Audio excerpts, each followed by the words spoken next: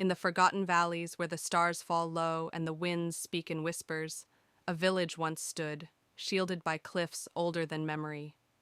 There, under an ancient sky, a boy named Arendor grew up with stories carved into his bones, tales passed down by firelight, with the scent of pine wood and promise hanging in the air. He was a quiet boy, with eyes like still water and questions deeper than the earth beneath him. His favorite story was not of heroes or queens, but of the dragon who once lived beyond the Stormhorn Mountains. The elders never spoke its name aloud, as though to name it would summon it. They called it only the first flame. Arendor would sit on the ledge at twilight, tracing shapes into the dust, wondering if it could be true, if a creature older than nations could still be out there, waiting, wings tucked behind it like shadows, eyes burning with the weight of centuries. He did not know then that dragons were more than myth. They were history written in smoke, truth guarded in the marrow of the earth.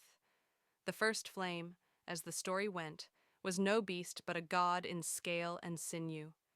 Its breath could melt steel, but its thoughts were colder than ice. What few understood, and what Arendor would come to learn, is that dragons are not born in the way men are.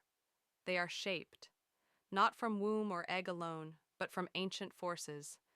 Magic, desire, storm, and memory, all the raw elements of the world coalescing in a single form.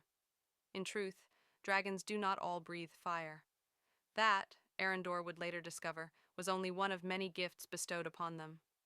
Some breathed lightning, others exhaled frost so bitter it could crack stone.